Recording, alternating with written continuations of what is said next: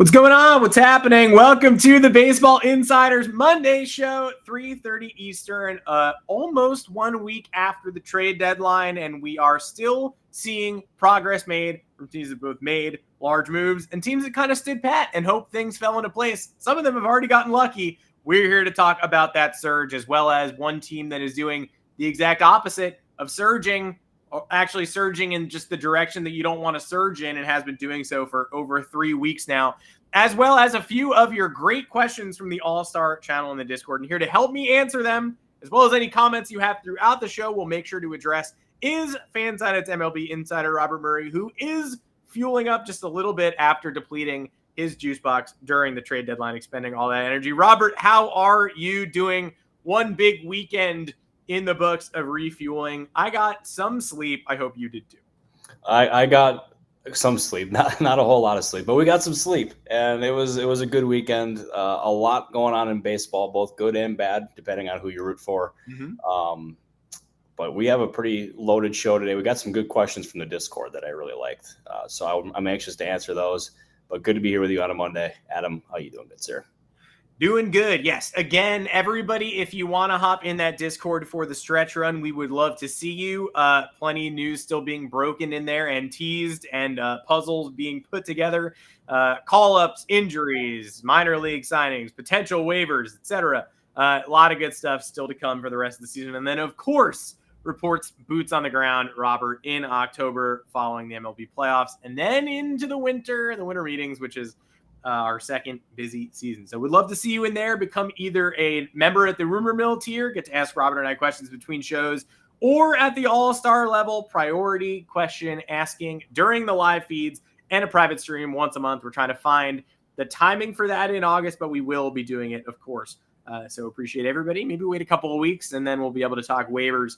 But Robert, today we're going to be focusing on three teams that already sort of seem energized in that 1 week since the deadline, heading down the stretch, as well as some of your questions that we've already got locked down, waiting for a few more as the show goes on. I can't help but mention the Seattle Mariners first, because they got the Phillies at the right time. Good for them. If you want to get the Phillies at any point in the season, it's probably right now. For whatever reason, we still have faith in the Phillies to make noise in the postseason. But that 5-run comeback with 1 in the bottom of the 5th, 4 in the 6th, and then extras off Carlos Estevez, Phillies' big deadline acquisition of the bullpen, sort of cemented for me that the Mariners are coming to play and are being led by players like Victor Robles with Julio Rodriguez on the shelf right now. So my first kudos go to the Seattle Mariners, who are hanging tough with the Astros in the AL West race. And for whatever reason, Randy Rosarena acquisition, what have you, are starting to look a lot more like a postseason threat. Yeah, they are. And like even the Mariners before the trade deadline were a really good looking team. They're built on their pitching, and they clearly needed offensive reinforcements. And Rosarena, I mean, obviously his pedigree it speaks for itself. And the guy Justin Turner, and to me, they felt like one of the most improved teams at the deadline, and I really liked what they did.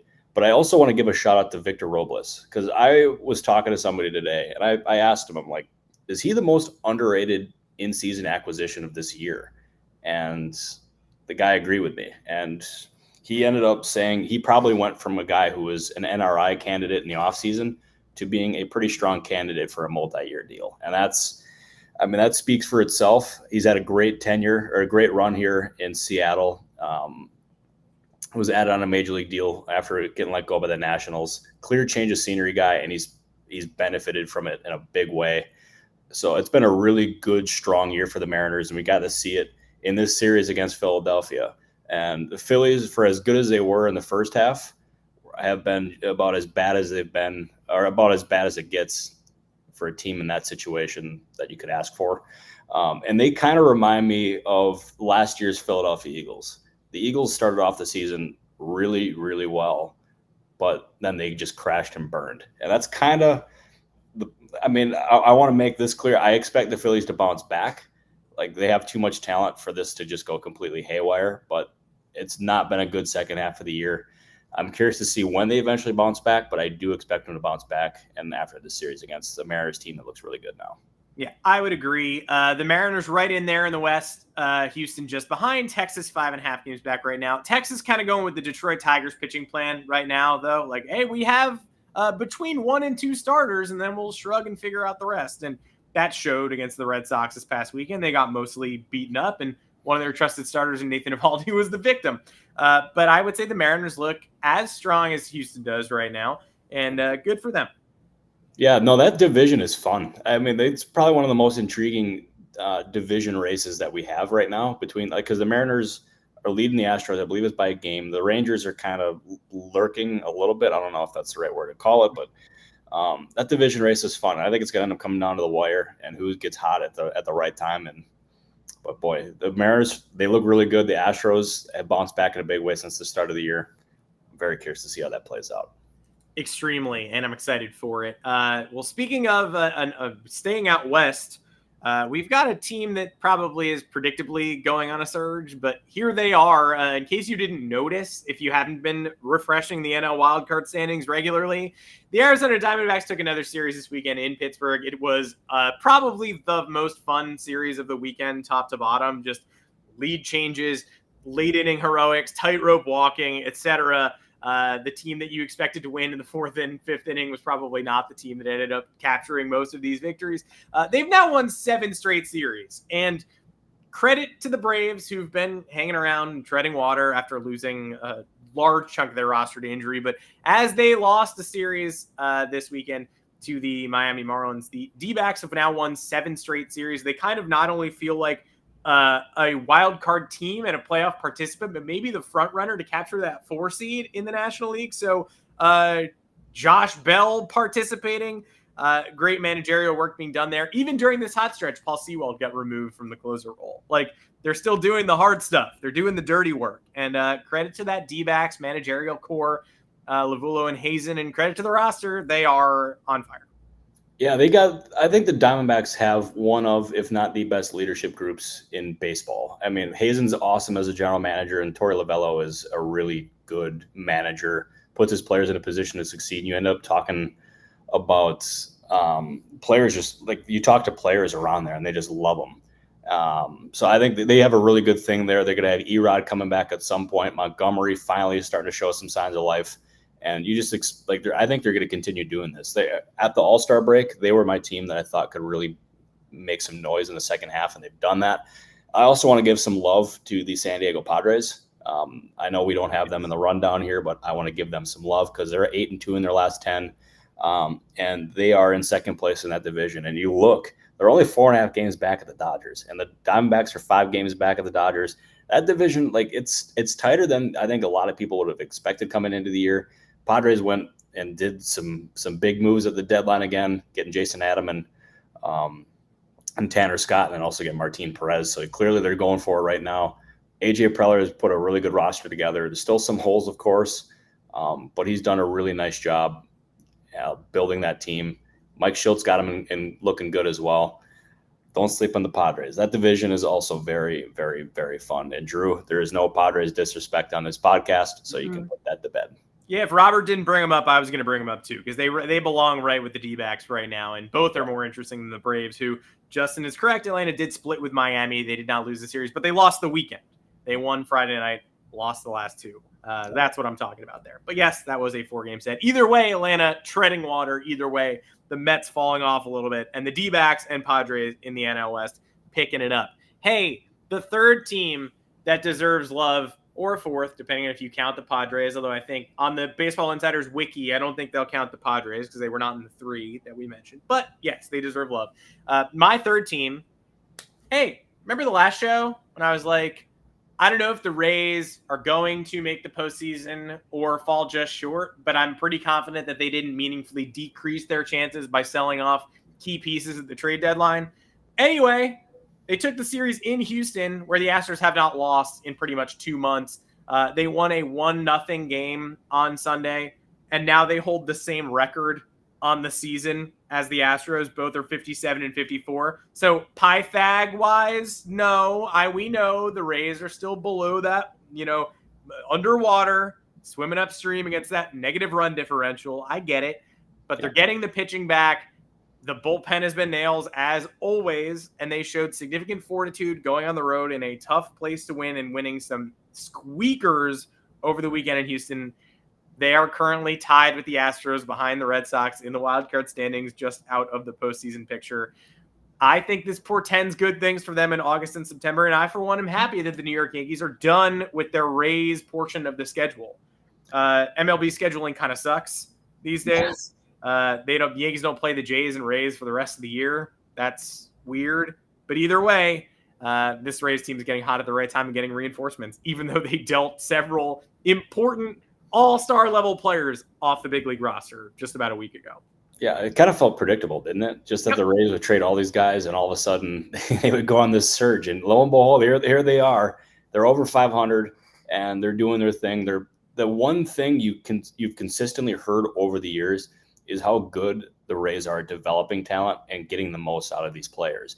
And this is the prime example of it right now. It would not surprise me. I don't think it would surprise anybody if Dylan Carlson ended up becoming the player that many expected him to, because you heard him talk once he got to Tampa. It's like the amount of information that he has at his disposal, and also getting out of St. Louis, I think, was a really good thing for him, because that situation, a change of scenery there was needed. I think everybody would agree on that.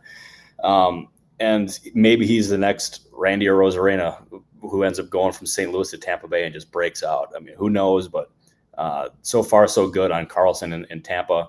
I'm still kind of skeptical that they're going to end up making the postseason, because they're 5 games out of a wild card spot right now, and they are. I don't know. I think they got an uphill battle, but the fact that they're able to do this and kind of overcome selling off at the deadline like they did just speaks to just how well run that organization was, or how well run that organization is. And I think I would love to know what that team would look like if they had a bigger payroll, or if they were allowed to have a bigger payroll, and like how well that player development staff and everything would look, and how good that team would be if they had all that. But obviously they don't, but they're still doing a really good job. Yeah, skeptical is a good way to put it, but they put themselves in a great position to continue to ascend, which is kind of wild given who's currently on that roster and how many of our audience members have heard of Edwin Uceta. So enjoy the Rays if you currently aren't. Speaking about a team that does the exact opposite from the Diamondbacks in terms of strength and leadership, does the exact opposite from the Rays in terms of performing against the odds. My dad, who does not bet, doesn't sports bet, doesn't have an account, reached out to me yesterday and said, what odds can I get in the Chicago White Sox losing their 21st consecutive game? I don't know. Probably going to be a tough one, because I think a lot of America is probably hammering that, because right now it's difficult to envision a White Sox victory of any kind. 20-game losing streak, contiguous, still happening. When does Pedro Grifol's White Sox managerial career end? Is it during this podcast? Are they going to make him wear it? I mean, there seem to be some conflicting reports from the Chicago market about whether the team has or hasn't been lost, like whether he still has grasp on the locker room during this ridiculous stretch. I mean, are you hearing anything? And side note, why is the Eloy Jimenez trade working out in Baltimore? That's just a separate fact entirely. But come on now. Yeah, this is about as bad of a stretch as you could ever ask for. I mean, you're talking about a team, a major league team, losing 20 consecutive games, and it is just an absolute nightmare. Honestly, I'm surprised they haven't done it already. I'm surprised they haven't moved on from Pedro Grifol yet, but you got to imagine it's going to come sooner than later. That's not sourced. That's just my own speculation, but that team is just a complete disaster. They're 60 games under 500, and they just look like a total mess. And in the offseason, I'm really curious to see what kind of manager they do end up attracting. You saw Bob Nightingale connect them to Skip Schumacher the other day, and I will say this. When it comes to the Chicago White Sox, and if Bob Nightingale says something about the White Sox, you'll listen to it. So I think that's a name to keep an eye on. But that team is so far away from being a legitimate contender. And then you're also probably going to end up going into next year without at least one of Garrett Crochet or Luis Robert, because I would expect an offseason trade for at least one. Like, how bad is that team going to be? It could be a very long time before they're back in contention. And maybe this is, again, my own speculation, that could impact the kind of candidate that they're able to attract to the White Sox. That's just what I'm thinking as of right now. Yeah, this was the team that was supposed to take over the Central starting in 2020 and 21, and I kind of can't believe. I don't even want to say how the mighty have fallen, because I don't think it's mighty to lose in the first round of the postseason a couple of times. But woof, the core has not developed, and this choice to take them to the next level was obviously not the one, folks. Well, we'll move on from the Chicago White Sox. Very sad. Let's see if they've won a game by the next time that we have a show. I don't know. My guess is probably not. They. Boy, that's bad. That's at some point it's going to happen. But will the White Sox win again? I think that's the question on everyone's mind. Yeah. Does anybody chime in the comments if you think the White Sox will win a game for the remainder of the 2024 season? We'd love to hear from you. And if you can hook my dad up, yeah. Imagine they lost every game for the remainder of the year. That would be. Yeah, that would literally be the definition of just shit. I mean, that's just terrible. But sorry for the swears, but that's the reality at this point. Well, I mean, look, if they don't win another game for the rest of the year, Skip Schumacher coming in to save the day, 27 and 135. So, you guys like that math? It's a math pod. Let's zip right to the Q&A, because we got some good ones from the All-Stars, and if you've got any more, pop into the chat. We'd love to hear from you. But I know these are some questions that caught your eye today in the All-Star chat, and so I want to make sure that we give them proper time. The first one is from JR the Kid 777, and it's about one of our favorite teams to target in discussion, the Los Angeles Angels of Anaheim. Perry Managerial, does he take a page out of the Braves playbook and look to extend Zach Neto and Logan O'Hoppe, and or both or one or the other in the offseason? Additionally, with Jeff Fletcher noting that Artie knows where the team is at, does he really go through a full rebuild at his age, or could you see the team hitting the market again in the next year or so, given what's in front of them? So, two-parter, Neto O'Hoppe extension, are they eyeing that at all? And then does Artie Moreno have another rebuild in him?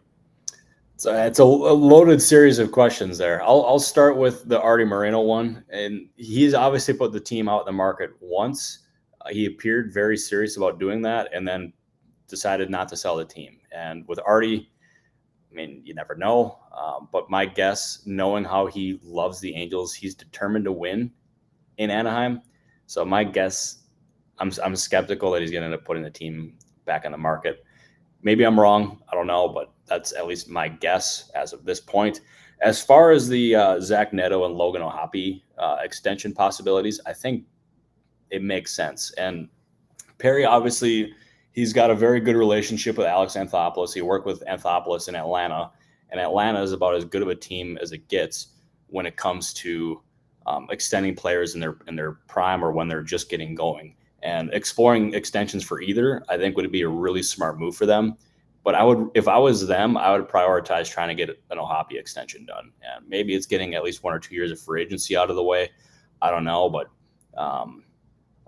that would be really smart. I believe there was at least some teams that asked about O'Hoppe at the deadline, but the Angels, they were pretty adamant that they do not want to trade him. They view him as a cornerstone piece of the franchise. And this offseason, if they wanted to really make that official, they'd try to extend him. I don't know if it'll get done. I mean, I don't think anybody knows, but I think that's something that is absolutely something that they should consider and try to do, because that could make them look really smart. But I also want to give a shout out to Perry in that front office. They've gotten a lot of flack, and rightfully so. But getting O'Hoppe for Brandon Marsh, a 1-for-1 trade, is probably one of the best deals in recent baseball memory. That is an absolute steal. You're getting a cornerstone player behind the plate, and Brandon Marsh has not. I don't think he's ever really reached his potential that they thought that he once would have. So that was a great trade by Perry, and he deserves his flowers for that one, because that was a really well done trade by him. Marsh has been solid, 125 OPS plus last year, 112 this year. Love the player, but love the move. And sort of, I love that old-fashioned baseball trade. Like, hey, we've got JT Realmuto behind the plate. We know O'Hoppe's special. Let's use him to fill other needs. That's why it's been so surprising that the Dodgers sort of, with 38 catchers in the pipeline, held on to Diego Cartaya as long as they did. And now maybe you're going to try Dalton Rushing in left field. Like, that's the kind of move that I expected Andrew Friedman to make with Cartaya at his peak. He made it with Keibert Ruiz in the Scherzer deal. Scherzer and Trey Turner. I figured just keep churning out these catchers, keep using them to fuel, future your franchise. But instead, they hold on to Cartaya. He loses value, and then they use Tyron Liranzo in this Jack Flaherty trade. Anyway, I just talked myself into a circle to congratulate Perry, just like you did, on a very good trade. Yeah, no, it was a good job by Perry. As you said, Brandon Marsh is still a good player, but I just love Logan O'Hoppe, the player, and I think he's just destined to be a star if he's not already. So good job, Perry. We love good old-fashioned baseball trades, but that one really that worked out in his favor for sure. Yeah, good stuff. Perry deserves his flowers for that one. Second all-star question that we liked from Punk Rock Poppy, a name I never get tired of seeing or saying out loud. That's our guy. That's our guy. Given Alex Freeland's ascension to a top prospect status, are the Dodgers still interested in Willy Adames? Yeah, so I remember when that trade was, or when they got Ahmed Rosario at the deadline, my instant thought in my head was, this is a stopgap again. Like, they acquired him last year, they're doing it again. And obviously Alex Freeland is ascending in the minors, but the Dodgers have long liked Willy Adames, and they have the flexibility to add him. They can put Alex Freeland perhaps in a different position. Maybe they can end up doing him or putting him in a trade package. I don't know. I know there were some teams that were scouting Freeland at the deadline, or before the deadline, I should say. But to me, I would not be surprised at all if the Dodgers heavily pursued Adames in the offseason. It's a fit that makes so much sense. They have money available even after the winter that they had last year. And the fact that they still have no long-term shortstop in place there, Adames just screams a strong fit for them. So I think that's one to really keep an eye out for in the offseason. And I would not be surprised at all if that ended up happening. Yeah, we've got our eyes on it, have for a while. If you're a longtime Baseball Insiders watcher, you know that we are going to let that one play itself out, but keep your eyes peeled. Going to head to one of Justin's earlier questions as well, just because I think in all our deadline reflection, maybe in the post-deadline, we let ourselves get occupied with what we knew. And heading into the deadline, we kind of knew Brent Rooker wasn't moving. And we obviously knew Mason Miller wasn't going anywhere. And JJ Bleday was sort of taken off the market. And we've accepted that long before the deadline. So when the dust settled, I wasn't really thinking about the A's too much. But now, a week later, especially with the, Garrett Crochet not moving, Tarek Skubal not moving, the A's had a chance to take advantage of the seller's market. JP Sears, JJ Bleday, and they kind of didn't. And I guess the answer to the question of how surprised are we that they didn't take advantage of a seller's market, the answer is kind of just they're the A's. I'm not really surprised by anything that they do. But yeah, how surprised are you that the A's, as a relative, last place team, although the team with the best record in the American League in July, 15-10, kind of wild. How surprised are you that they didn't really participate that much at this deadline? Not surprised at all. The indications were that they were probably going to hold on to both Mason Miller and Brent Rooker.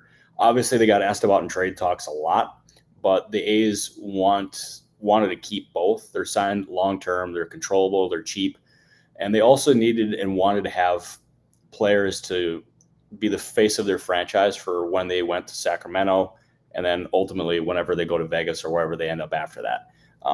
And they've identified both players as guys that they wanted for that, and so they kept them. Obviously, there was teams that tried, but nothing to my knowledge ever came close, especially once Mason Miller hurt his left pinky. That kind of really put a damper on things. Not that it was ever likely anyway, so not surprised at all. Yeah, well, by the way, I will answer this one, Drew. That is a fake plant. That is what is behind me. Yeah, that's a good one. I think the main issue is that Mason Miller was asked to pinky swear that he would re-sign in free agency, but then he broke his pinky, so he couldn't. So that did sour the A's on him a little bit, but ultimately they could not match up, as Brian Cashman said. Just under the wire, I am going to go with Zach G here asking us to talk Yankees, because while I'm on the pod, but why wouldn't I talk Yankees? They are, I guess, looking great. I'm not willing to go that far. They had a great series at Fenway, and they swept the struggling Phillies in a couple of really tight games that could have gone either way or could have been horrific blown leads. And they went to 10 innings, stranding 13 runners through the first 9 against the Blue Jays yesterday. They do walk off and win that series. So I think looking better. Maybe Aaron Boone was not crazy when he said it was right in front of us 35 times. But the meaningful upgrades have already been made. It was Jazz Chisholm, who we liked, Mark Leiter Jr., who we liked, but they're running him into the ground. He's appeared in 4 of the first 5 games with the team since joining the team in Philly for game 2 of that series. They're going to have to find rest for him at some point. For me, the bullpen is still undermanned. For me, it's still kind of ridiculous that they didn't add Flaherty at that reduced price, which looks even worse now that Marcus Stroman has like a 7 ERA since June, and it looks like somebody who could use a breather. Garrett Cole is still getting adjusted, and Jason Dominguez probably isn't coming up to help that offense until September 1st. They can retain his rookie eligibility for next year. All this to say, happy about the Yankees, bullish on them. Austin Wells is the most WAR of any catcher in baseball this year by a certain metric. Volpe looks like a different guy since the break. Thinking positively, but I still think there's more they could have done to ensure themselves a better shot. No, I agree with that. And like they not getting another starter like a Jack Flaherty type, I think that could really come back to bite them. And obviously Brian Cashman kind of threw cold water on it before, but when Ken Rosenthal said that the Yankees backed out of a Flaherty deal because of concerns about his medical, I think I said on the last show, like Ken, believe Ken. I think they could have done more, and we'll see exactly how it goes and how much of an impact that has on them for the rest of the year. But still, they're in first or tied for first place in that division. They look good. But I still think the Orioles are a little bit better. And I think that's my guess. I could be wrong, but that's where I'm at right now. I mean, it's wild that Baltimore did not run away with that division when they had the chance, but Jackson Holiday coming up now looks like a different guy as well, just like Volpe and Austin Wells look better. Yep. Shaping up to be a very fun race, I would say, and more fun than it was for Yankee fans in early July or mid-June when it was sort of nightmare fuel. Oh, absolutely. And plus Jazz Chisholm, I mean, his swagger, I mean, it fits perfectly in New York. I was skeptical of that trade when it was made. Obviously, there's a lot of time left, but he looks like he's fitting in seamlessly there. So good job, Brian Cashman. You did a good job with that one. Well, it's tough in this household because I'm not sure my wife has had a more visceral reaction to any name she's ever heard than Jazz Chisholm. She just hates hearing it said out loud. And I'm like, it's on the team. He's going to be playing a major role. I'm sorry, you're going to hear a lot of people say Jazz Chisholm for the next couple of months, years, actually, because he's on team control through 2026. So got to get used to it, unfortunately, but good ball player, good fit. Robert, we'll be right back here Thursday, 3:30. The 2-show weeks are back. No more 3-show weeks, although we did love them. But let's face it, after the trade deadline, 3-show week probably not justified. But if you need more baseball insiders in your life, which I hope you do, join us in the Discord. Rumor Mill tier, All-Star tier. We're there all the time, chatting back and forth, and that's where we get our questions for these shows. And that's also just how we pass the time between shows. When stuff crops up, news breaks, you want our perspective, Robert's insight, of course. Join the Discord. Let us know what you need. We're happy to provide it. Until next time, Robert Murray, cannot do it without you. This is still a great show, and I'm excited for Thursday, rest of year, stretch run. And can these crazy Diamondbacks kids do it again? I kind of feel like they can. So do I. I'm very excited to see how all these postseason races play out. But I appreciate you doing this because the show is not possible without you. The show is not possible without you, Joanne, our awesome producer. Yes. And also where it's not possible with all you guys in the comments who are watching. So we appreciate that. And we'll see everybody back here on Thursday. Right back here on Thursday, the Diamondbacks look like one of the best teams in baseball, and Corbin Carroll has a 671 OPS. Math that one out. Imagine if he bounces back even further. And imagine seeing us live back here Thursday afternoon at 3:30. You don't have to imagine if you show up then, because we'll be on the air. Until then, for Robert Murray, I'm Adam Weinrib. Take care. Thank you, buddy.